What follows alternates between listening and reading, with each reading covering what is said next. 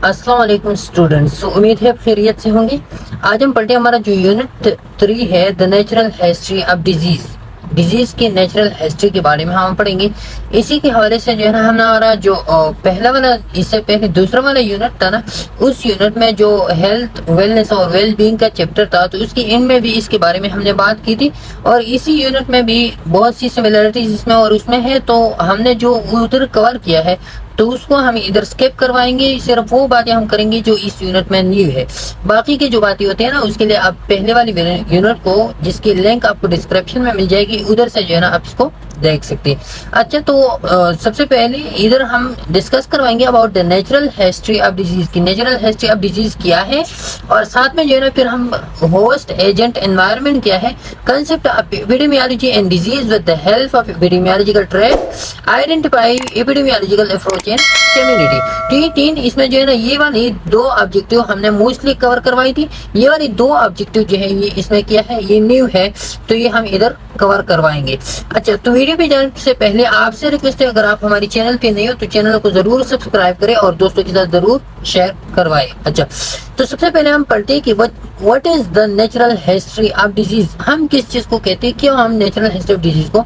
तो natural history of disease का मतलब सिंपली है कि the uninterrupted progression in an individual with no intervention.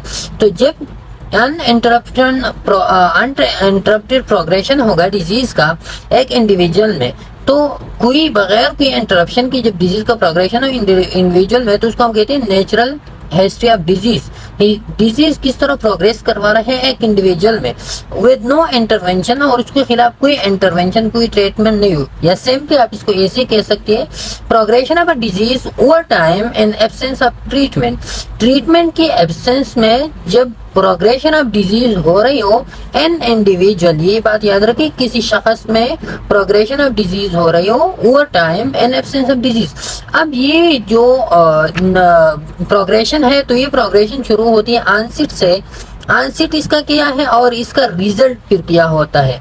तो आंसिट से लेके रिजल्ट तक की जितना टाइम है, ये हम पढ़ते हैं नेचुरल हिस्ट्री ऑफ डिजीज में एक इंडिविजुअल में। ओके, सबसे पहले इसमें हम पढ़ेंगे एपिडेमियोलॉजिकल ट्रायड। तो एपिडेमियोलॉजिकल ट्रायड के बारे में जो है ना, या जिसको हम कहते हैं क्लासिकल मॉडल या ट्रेडिशनल मॉडल, ये मॉडल हमने जो हमारा पहला लेक्चर था उसमें हमने डिटेल के बारे में, इस बारे में डिस्कशन की थी, जिसमें आती है एजेंट, होस्ट और एनवायरनमेंट। इन तीनों के इंटरेक्शन से क्या आती है, इन तीनों के इंटरेक्शन से आती है डिजीज।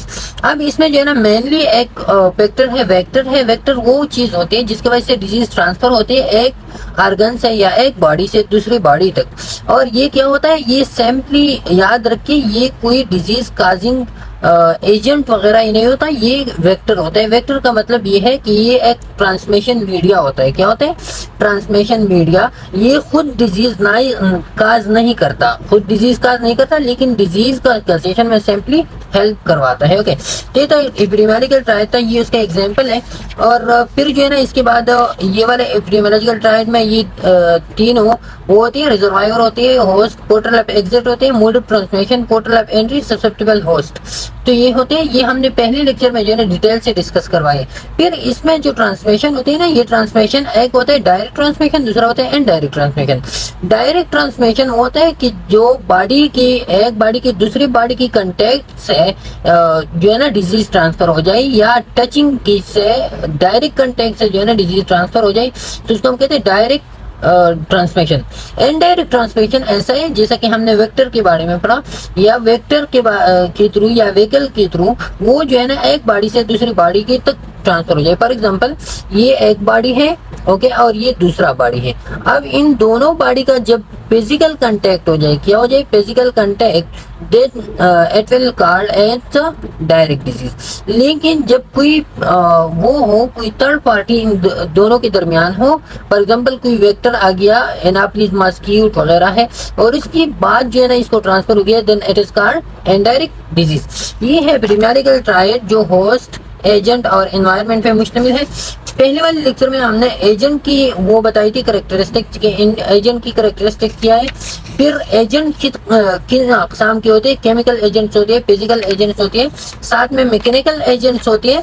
ये हमने पहले वाले लेक्चर में डिटेल से डिस्कस करवाया था, इस तरह इसलिए दोबारा रिपीटेशन की जरूरत नहीं है। सोशल एजेंट क्या है और साथ में जो है ना बायोलॉजिकल एजेंट फिर क्या होते हैं। तो बायोलॉजिकल एजेंट में इन्फेक्टिविटी किस चीज को कहते हैं, जो जिसमें जो है ना सैम्पली ऑर्गेनिज्म में एंट्री होता है एक वो माइक्रो ऑर्गेनिज्म की या बैक्टीरिया वगैरह की एंट्री और मल्टीप्लिकेशन को हम कहते हैं इन्फेक्टिविटी। लेकिन जब ये एंट्री और मल्टीप्लिकेशन के बाद जब वो बैक्टीरिया या माइक्रो ऑर्गेनिज्म उसमें क्या काज कर जाए, उसमें क्लिनिकल सिम्टम्स अपीयर हो जाए, उसमें बीमारी काज कर जाए, तो फिर हम उसको कहते हैं पैथोजेनिसिटी।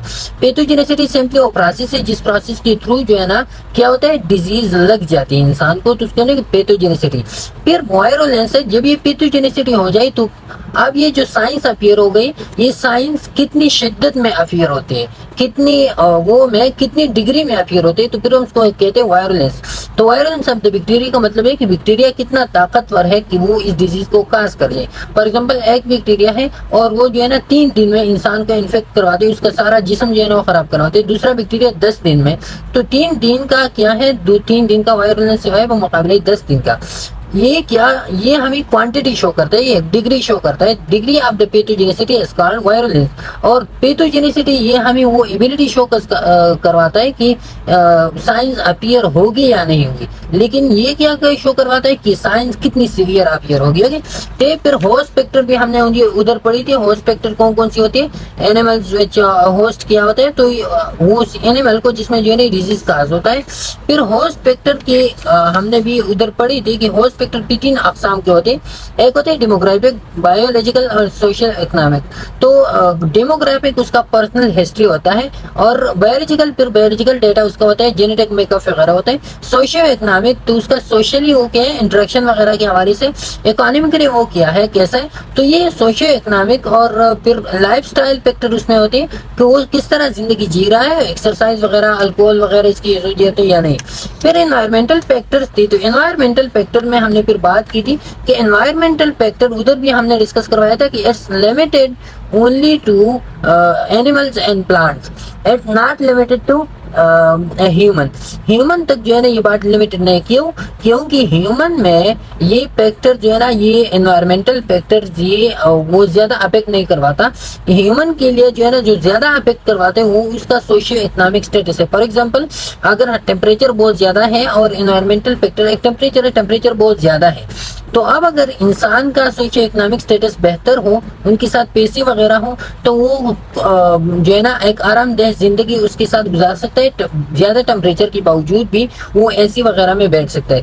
लेकिन एनिमल्स और प्लांट्स ऐसे होते हैं जिसके लिए एनवायरनमेंट या क्लाइमेट का वो कंडीशन बेहतर होना बहुत ज्यादा जरूरी होता है। ओके, फिर एनवायरनमेंट की 3 अकसाम होती है, फिजिकल एनवायरनमेंट, बायोलॉजिकल और साइको सोशल। तो फिजिकल वो एनवायरनमेंट होते हैं जो आपके इर्द गिर्द नॉन लिविंग एनवायरनमेंट होता है, बायोलॉजिकल होते हैं जो आपके इर्द गिर्द लिविंग एनवायरनमेंट होता है, और साइको सोशल एनवायरनमेंट वो एनवायरनमेंट होता है जो इंसान के माइंड और सोशल इंटरेक्शन के हवाले से होते हैं।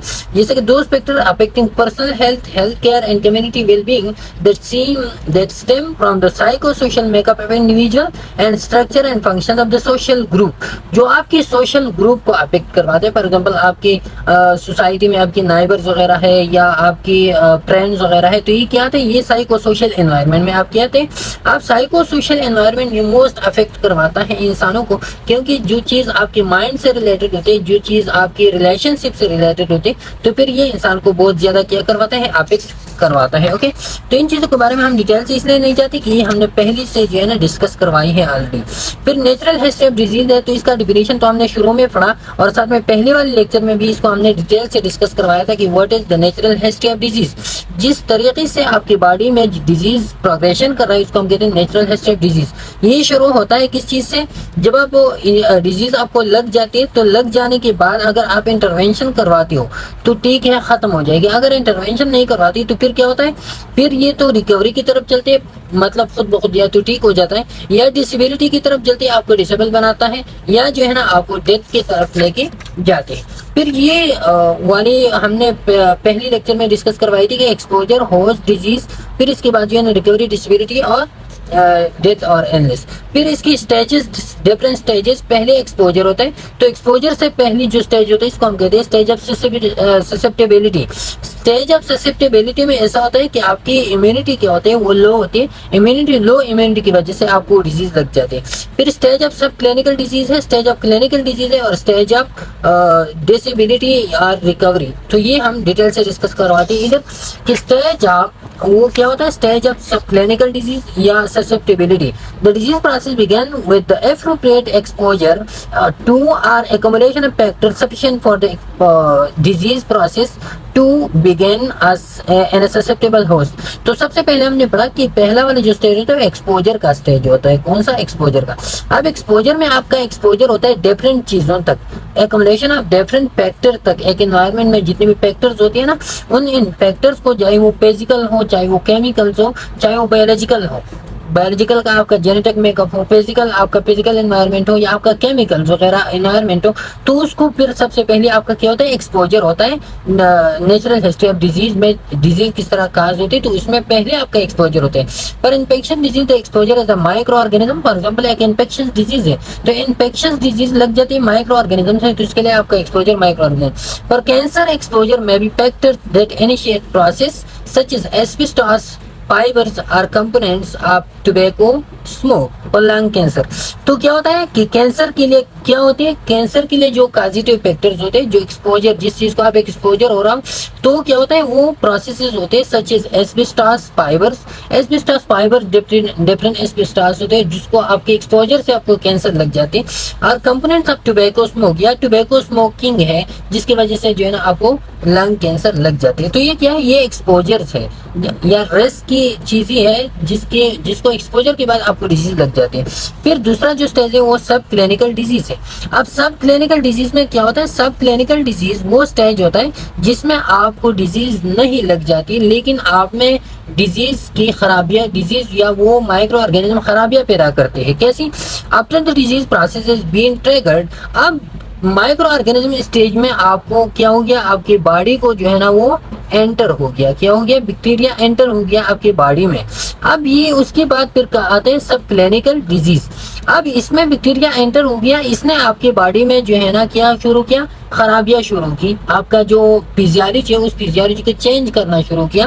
फिर क्या होता है, this stage of sub clinical disease extended from the time of exposure to onset of disease. तो इसमें क्या होता है कि इसमें एक्सपोजर से ऑनसेट तक, ये वाला जो स्टेज होता है ना, ऑनसेट ऑफ सिम्टम्स और डिजीज तक, ये वाला स्टेज होता है एक्सपोजर से ऑनसेट ऑफ सिम्टम्स और डिजीज तक, as usually called incubation period. और इस स्टेज को या सब क्लिनिकल डिजीज को हम कहते हैं इंक्यूबेशन पीरियड, क्योंकि इंक्यूबेशन पीरियड वो पीरियड होता है जिसमें साइंस सिम्टम्स से अपीयरेंस से पहले वाली जो स्टेज होता है ना, ऑनसेट से या एंट्री से साइंस सिम्टम्स के अपीयरेंस तक, ये वाला क्या होता है, ये वाला होता है इंक्यूबेशन पीरियड होता है। इंक्यूबेशन पीरियड वो पीरियड जिसमें जब आपकी बॉडी में डिजीज दाखिल होती है या माइक्रो ऑर्गेनिज्म दाखिल होते हैं और जब तक वो साइंस सिम्टम्स अपीयर नहीं होते उस वक्त तक क्या होता है, इंक्यूबेशन पीरियड। तो ये सब क्लिनिकल स्टेज भी वही स्टेज है, इसको हम कहते हैं incubation period. During this stage disease is said to be asymptomatic, no symptom are inapparent. तो इस स्टेज में जो है ना डिजीज क्या होता है, एसिम्प्टोमेटिक होता है या इनअपियरेंट होता है। Although disease is not apparent during the incubation period, some pathological changes may be detectable in the laboratory radiographic or other screening test।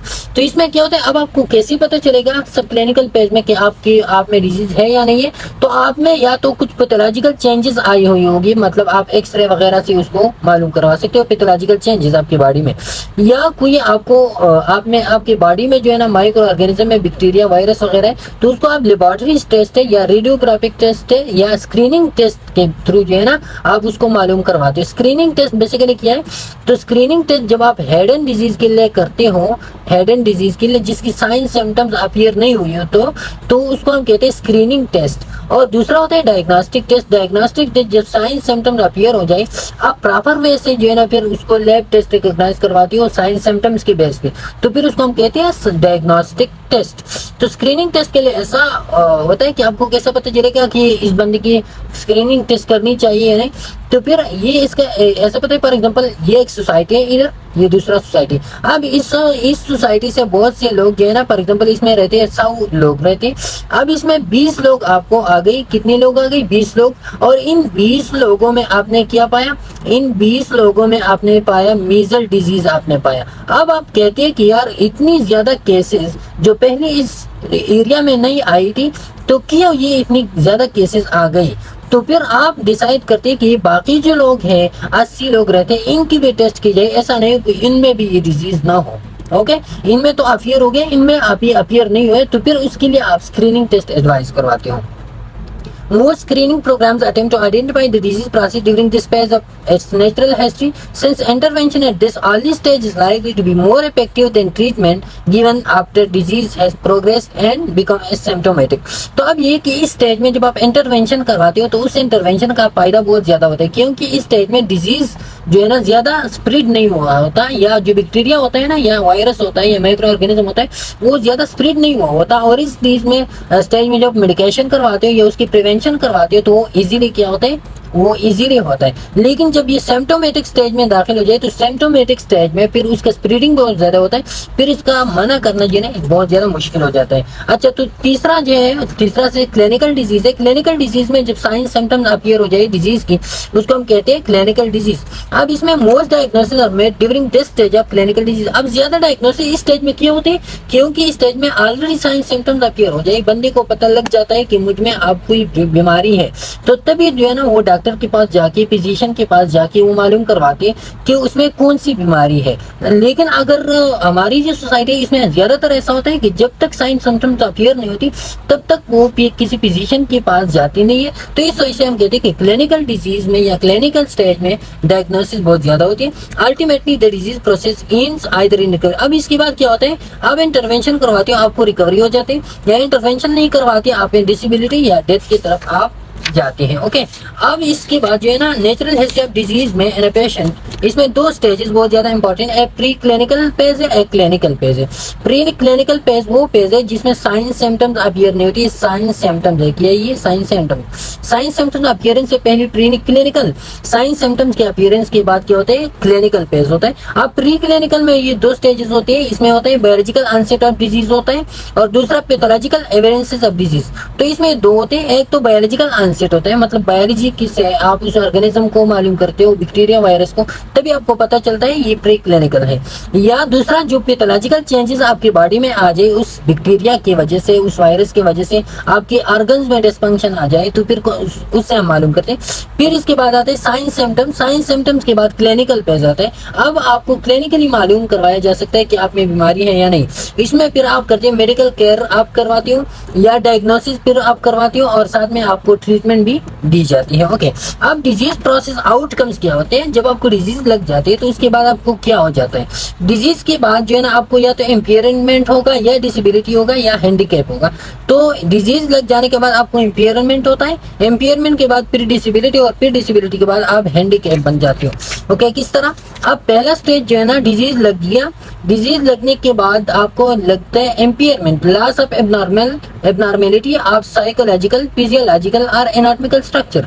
आप साइकोलॉजिकली भी आप डिस्टर्ब हो जाते हो, आपका फिजियोलॉजी में खराब होता है, और साथ में आपकी जो एनाटॉमिकल स्ट्रक्चर है उसमें भी चेंजेस आ जाते हैं। तो ये क्या है? ये इम्पेयरमेंट है, खराबी आती है आपकी जिस्म में। इम्पेयरमेंट ये प्री क्लिनिकल फेज में या सब क्लिनिकल फेज में आती है। फिर इसके बाद साइन सिम्टम्स अपीयर हो जाती है, साइन सिम्टम्स के बाद फिर आपका डिसेबिलिटी आ जाता है, आपके परफॉर्मेंस जो वर्क होते हैं उसमें रिस्ट्रिक्शन आ जाती है, और आपकी जो डेली एक्टिविटीज है वो आप परफॉर्म नहीं करवा सकती, तो क्या डिसेबिलिटी आपकी है। ये किस में आता है? ये हैंडीकैप और डिसेबिलिटी कंसिक्वेंसेस में आते हैं, जो रिजल्ट्स होते हैं। हैंडीकैप, फिर इसके बाद डिसेबिलिटी के बाद आप हैंडीकैप बन जाते हो, मतलब आपका जो ऑर्गन होता है वो ऑर्गन आपसे क्या करवाता है, जो डैमेज ऑर्गन है वो आपसे काटा जाता है। फिर इसके बाद जो है ना आप कुछ नहीं कर सकते। Disadvantage of the result when disability और impairment levels are prevents the fulfilment of rule. जब इम्पेयरमेंट और डिसेबिलिटी से काम न बन जाए, मतलब डिजीज बहुत सीवियर हो जाए, तो फिर आप चलते हो हैंडीकैप में। ओके, फिर clinical courses of disease, pre and post disease stages. अब क्लिनिकल कोर्सेज जो हमने पढ़ी ना, क्लिनिकल स्टेजेस, तो अब क्लिनिकल स्टेजेस तो ये थी कि प्री क्लिनिकल था, दूसरा क्लिनिकल था। अब प्री क्लिनिकल से पहले क्या होता है, प्री और क्लिनिकल के बाद क्या होता है, तो वो हम मालूम करते हैं। जैसे कि हमने पढ़ा ना कि एक होता है pre clinical stage, pre clinical, दूसरा होता है क्लिनिकल स्टेज। अब ये क्लिनिकल और प्री क्लिनिकल के बाद और पहले क्या होता है, इधर क्या होता है, इधर क्या होता है।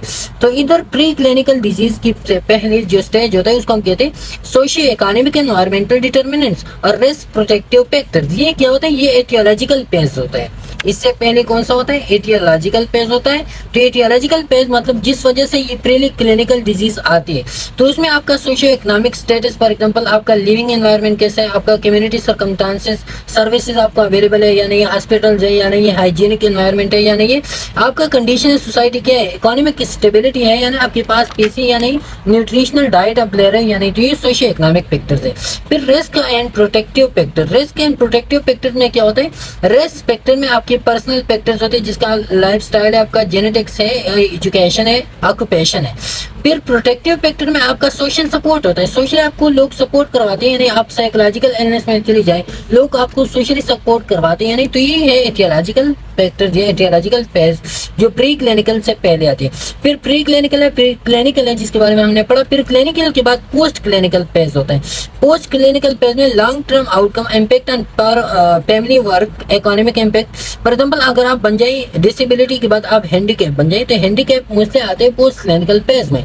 इसमें आप हैंडीकैप से जो है ना आपका फैमिली वर्क इफेक्ट होता है। फॉर एग्जांपल आप घर के वाहिद वो जिम्मेदार हो, आप काम करवाती थी, अब आपका पाँव कट गया, आप काम नहीं करवा सकती, तो क्या होता है, आपका फैमिली सारा आपकी वजह से जो है ना हैंडीकैप बन जाता है। ओके, आपकी सोशियो इकोनॉमिक स्टेटस पे ये बहुत ज्यादा इम्पैक्ट करवाते हैं। फिर इसके बाद जो है ना नेचुरल हिस्ट्री ऑफ डिजीज में हम मालूम करते हैं कि ये जो stimulus to the host reaction और रिकवरी क्या होता है। सबसे पहले स्टिमुलस टू द होस्ट क्या होता है, inter relation of agent host environmental factors. Agent host और एनवायरमेंटल का इंटर रिलेशन से क्या होता है, आप तो सबसे पहले इंसान चले जाते हैं लेटेंट पीरियड में या प्री सिम्टोमेटिक पीरियड में। प्री सिम्टोमेटिक, लेटेंट पीरियड या इसको हम कहते हैं ना सब क्लिनिकल फेज। तो ये वही फेज है, होस्ट रिएक्शन में पहले आती है सब क्लिनिकल फेज आते हैं। फिर इसके बाद होस्ट रिएक्शन में मतलब होस्ट जिस तरह रिएक्ट करवाता है, होस्ट की बॉडी जिस तरह रिएक्ट करवाते हैं, तो फिर उसके बाद आते हैं सिम्टम्स, आते हैं सिम्टम्स क्लिनिकल फेज में आते हैं। फिर इसके बाद क्या आते हैं, रिकवरी फेज विद और विदाउट डिफेक्ट्स और डिसेबिलिटी। तो फिर रिकवरी क्या होता है कि जब आपको डिसेबिलिटी या कोई डिफेक्ट्स वगैरह न लग जाए, तो ये क्या है, ये रिकवरी फिर होता है। फिर इसके बाद जो है ना ये वाला हम इस तरह भी डिवाइड करवाते हैं होस्ट रिएक्शन को या नेचुरल हिस्ट्री को। एक होता है प्री पैथोजेनेसिस। प्री पैथोजेनेसिस मतलब पैथोजन लगने के से पहले, आपको डिजीज लगने से पहले क्या होता है। फिर पीरियड ऑफ पैथोजेनेसिस कैसा है, आपको डिजीज लग जाती है तो लग जाने के बाद क्या होता है, वो ऑनसेट के बाद जितने भी फेज होते हैं वो पीरियड ऑफ पैथोजेनेसिस में आते हैं। Okay, health promotion, specific protection, ये आते हैं सबसे पहले। फिर early diagnosis and prompt treatment. तो आप जो है ना सबसे पहले इस स्टेज में आप क्या करवाते हो, हेल्थ प्रमोशन, स्पेसिफिक प्रोटेक्शन आप लेते हो। इसके बाद जो है ना ये वाला जो स्टेज होता है, इसमें होस्ट या सेकंड स्टेज होता है, ये प्री क्लिनिकल और क्लिनिकल स्टेज। तो इसमें जो है ना आप करवाते हो early diagnosis and prompt treatment. इसमें जो है ना आप डायग्नोसिस और ट्रीटमेंट करवाते हो। इसमें जो है ना आप प्रिवेंटिव मेजर्स ले रहे हो, जो हमने पढ़ा ना इस वाले स्टेज को, जो सोशियो इकोनॉमिक स्टेटस वगैरह भी डिपेंड करवाते हैं। थियोलॉजिकल स्टेज जो हमने उधर पढ़ा, ये वाली स्टेज इस तरह की है, ये वाली जो हमने पढ़ी ना एम्पियरमेंट और ये वाली। तो इसमें जो है ना ये socio economic status, risk and protective factors, तो ये असल में आते हैं कौन सी, इधर ये वाले में स्टिमुलस टू द होस्ट में आते हैं। ओके, फिर आते हैं जो लास्ट ऑन रिकवरी में, तो इधर आते हैं डिसेबिलिटी, लिमिटेशन, रिहेबिलिटेशन। या तो आपके रिहेबिलिटेशन की तरफ लेके चलते हैं या आपको जो है ना डिसेबिलिटी हो जाती है। रिहेबिलिटेशन, डिसेबिलिटी ये इसके बाद वाले स्टेज में आते हैं, रिकवरी में आते हैं कि आपको तो यह रिकवर बन जाते हो। रिकवरी आपकी किस वजह से होती है, आपको जो है ना रिहेबिलिटेशन दी जाती है, उसकी वजह से आपकी रिकवरी हो जाती है। इस वाली स्टेज में क्या होती है, ये प्राइमरी प्रिवेंशन का स्टेज है। इसमें जो है ना प्राइमरी प्रिवेंशन करवाते हो। प्राइमरी प्रिवेंशन का मतलब ये आपका जो प्राइमरी केयर लेवल पे जितने भी प्रिवेंशन होते हैं ना, जो आप फोकस करवाते हैं आपकी प्राइमरी नीड्स पे। इसके बाद फिर आपकी सेकेंडरी प्रिवेंशन, ये वाली इसमें आती है सेकेंडरी, ये क्लिनिकल प्री क्लिनिकल में सेकेंडरी प्रिवेंशन और ट्रीटमेंट आ जाते हैं। ओके, टर्शियरी प्रिवेंशन जो आती है आपकी रिकवरी में, जिसमें rehabilitation the most important factor है। अब इसके जो है ना 4 पेजेस है, एक है लेटेंट पीरियड, इन्फेक्शियस पीरियड और non infection period, incubation period. Latent period वो पीरियड होता है डिजीज का जिसमें डिजीज के लगने के बाद क्या होता है ना, the time interval from infection to development of infectiousness. अब इन्फेक्शन आपको लग गया, इन्फेक्शन लगने से बाद जो आप में साइन सिम्टम्स अपीयर होते हैं, तो साइन सिम्टम्स अपीयरेंस तक उसको हम कहते हैं लेटेंट पीरियड।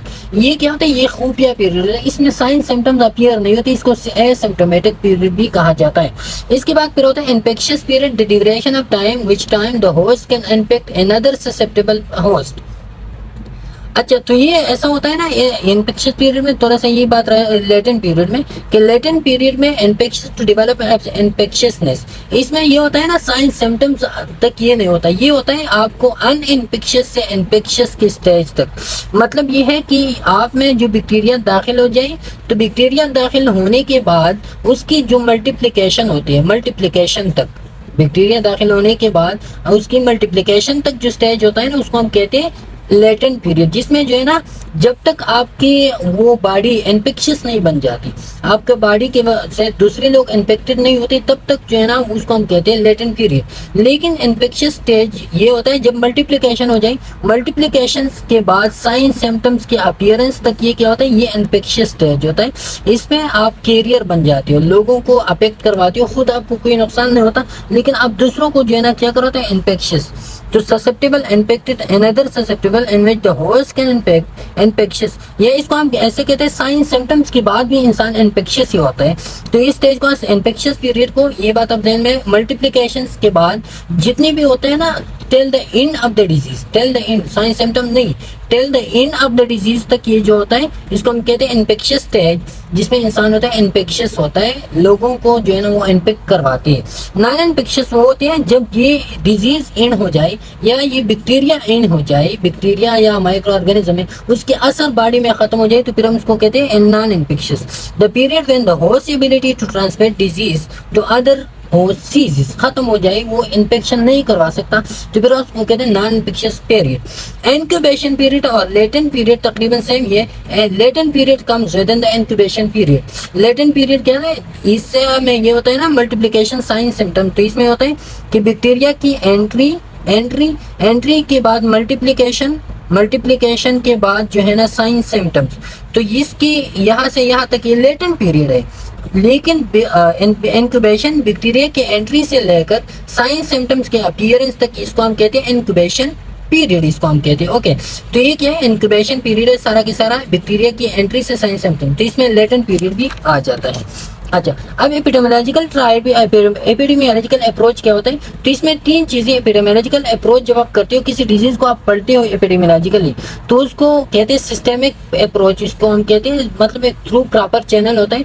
इसमें पहले आप चीज को काउंट करवाते हो, जो केसेस होते हैं, केसेस का मतलब ये है कि फॉर एग्जाम्पल कहाँ पे जो है ना लोगों को डिजीज है, तो एक बंदा को डिजीज है, उसको हम कहते हैं one case.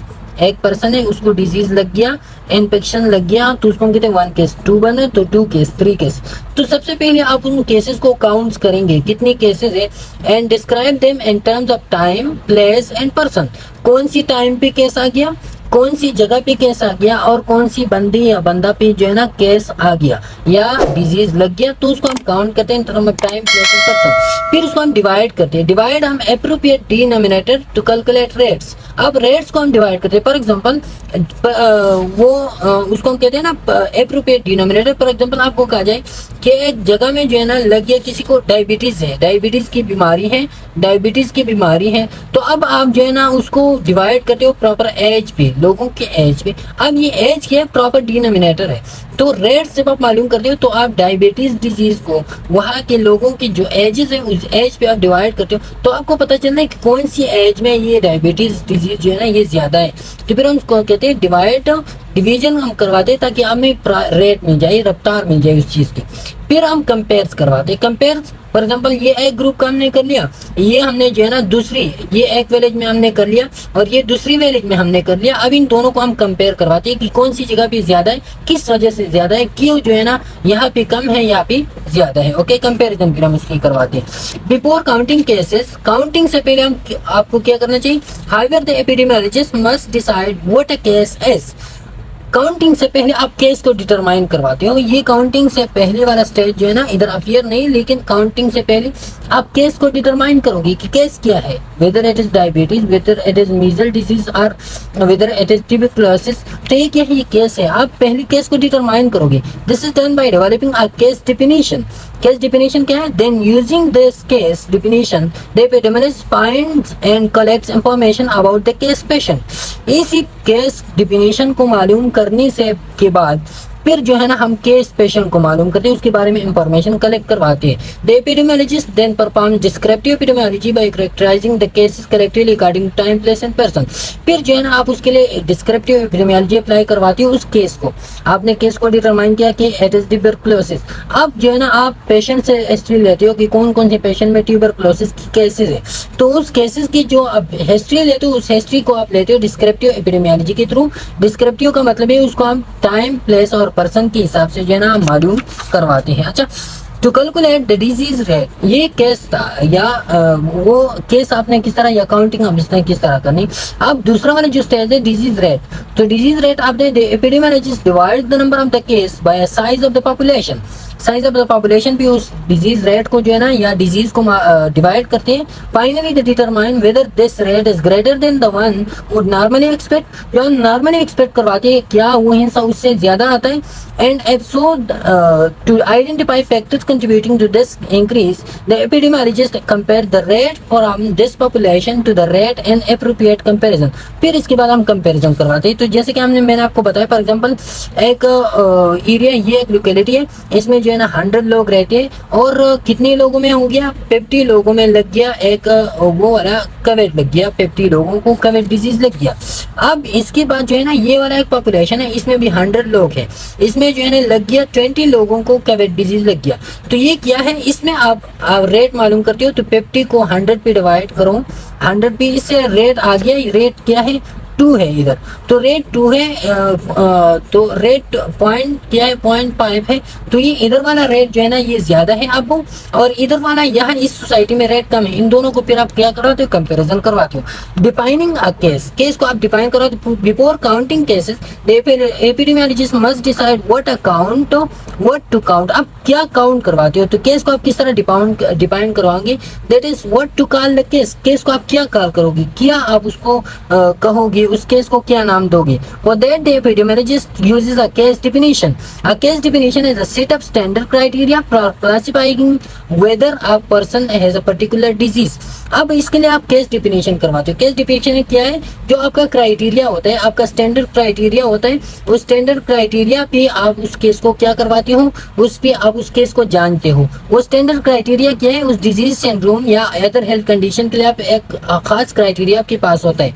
Some case definition, particularly those used for national surveillance, have been developed and adopted as national standard that ensure comparability. अब कुछ केस definitions ऐसी होती हैं जिसको हम एक्सटेंडेड रखते हैं और उसके स्टैंडर्ड के साथ जो है ना बाकी को हम क्या करवाते हैं, कंपेयर करवाते हैं। ओके, तो ये सबसे पहले components of case definition for outbreak investigation. अब फॉर एग्जांपल एक सोसाइटी, उसमें लग गया आउटब्रेक आ गया। आउटब्रेक का मतलब ये, एक होता है एपिडेमिक, एक होता है आउटब्रेक। आउटब्रेक होता है सडन इंक्रीज इन केसेस, लेकिन ये थोड़ी सी लिमिटेड एनवायरनमेंट में होता है, और एपिडेमिक थोड़ी सी वेस्ट एनवायरनमेंट में, वेस्ट सोसाइटी में होता है। सडन इंक्रीज इन केस आ गया, तो उस केस डिफिनेशन को की कंपोनेंट्स क्या है, तो case definition consist of clinical criteria and sometimes limitation on time, place and person. Clinical criteria usually include, इसमें क्या होता है, including clinical criteria and times, limitation on time, place and person. इसमें होता है लिमिटेशन टाइम्स की, place की और पर्सन की क्लिनिकल क्राइटेरिया में सबसे पहले। दूसरा, the clinical criteria usually include confirmatory laboratory test if available. फिर क्लिनिकल क्राइटेरिया में आप लेबोरेटरी टेस्ट को इंक्लूड करवाओगे अगर हो, और कॉम्बिनेशन ऑफ सिम्टम्स, सिम्टम्स आप सिम्टम सब्जेक्टिव होता है कंप्लेंट, और साइन जो ऑब्जेक्टिव कंप्लेंट्स होता है या अदर फाइंडिंग। तो क्लिनिकल क्राइटेरिया में आप क्या क्या इंक्लूड करवाओगे, तो सबसे पहले तो उसमें आप टाइम, प्लेस और पर्सन को मेंशन करोगे। दूसरा, इसमें आप लेबोरेटरी टेस्ट को और जितने भी अदर साइन सिम्टम्स होते हैं उसको आप जो है ना मेंशन करोगे। ये क्या है, ये कंपोनेंट्स है। इसके बाद फिर क्राइटेरिया क्या है, इसके बाद आप किस तरह मालूम करोगे कि whether the person has the disease or not. तो उसके लिए क्राइटेरिया, केस डिफिनेशन में have several sets of criteria depending on how certain disease can be diagnosed. For example during an investigation of possible case of outbreak of measle. अब measle की outbreak आ गया, अब किस तरह आपने जो है ना केस डिफिनेशन इसकी करनी है। A person with fever and rash might be classified as having suspected, जिसको फीवर रैश हो उसको हम सस्पेक्टेड कहोगे। अ प्रोबेबल और compound case of measle depending on what evidence of measle is present. अब क्या है, इधर इसकी एक्सप्लेनेशन है, ये वाली जो बात इधर हमने कही, इसमें अब आप केस डिफिनेशन से आप किस तरह मालूम करोगे, या आप केस डिफिनेशन की जो क्राइटेरिया आप किस तरह मालूम करोगे। तो सबसे पहले आप किस तरह कहोगे कि इस आउटब्रेक में ये पर्सन जो है ये सस्पेक्टेड है। अगर इस पर्सन को, जो मीजल वाला पर्सन है, इसको 2 सिम्टम्स हो, एक इसको फेब्राइल इलनेस से साथ में रैशेस भी है, तो उसको हम कहेंगे ये बंदा क्या है, सस्पेक्टेड है। इसकी जो सिम्टम्स है ये क्या है, मीजल की तरह है, इसको हम सस्पेक्टेड में डालेंगे। प्रोबेबिलिटी, फिर आप अंदाजा लगाओगे प्रोबेबिलिटी क्या, case that meets the clinical case definition. अब जिस तरह हमने किताबों में पढ़ा है मीजल की डिफिनेशन, अब इस बंदे में भी वही की वही क्लिनिकल सिम्टम्स, साइन सिम्टम्स आ गए, तो इसको हम कहते हैं फिर प्रोबेबल केस या प्रोबेबल किस केस, इसको हम कहते हैं नॉन कंट्रीब्यूटरी और नो सीरोलॉजिक टेस्ट। लेकिन ये होता है, ये प्रोबेबिलिटी तब आप करते हो जब आपने इसके लिए कोई टेस्ट वगैरह नहीं की हो। टेस्ट करने के बाद फिर कंपाउंड बन जाता है, case that is laboratory compound और that meets the clinical case definition. जब क्लिनिकल केस डिफिनेशन पे पूरा उतरते हो, या जो है ना लेबोरेटरी वो कंपाउंड हम करवाते थ्रू लैब इन्वेस्टिगेशन, हम उस चीज को कंफर्म करवाते, तो फिर हम उसको कहते हैं कंपाउंड केस। तो ये तीनों क्या है, ये केस डिफिनेशन की क्राइटेरियाज है कि आपने किस तरह जो है ना एक केस को, एक डिजीज को आपने कंफर्मेशन तक लेके जाना है। तो ये था आज का लेक्चर, इंशाल्लाह उम्मीद है आपको पसंद आया होगा। दोस्तों के साथ इसको जरूर शेयर करवाइए। इंशाल्लाह नेक्स्ट वीडियो पे मुलाकात होगी, तब तक के लिए इजाजत दीजिए, अल्लाह हाफ़िज़।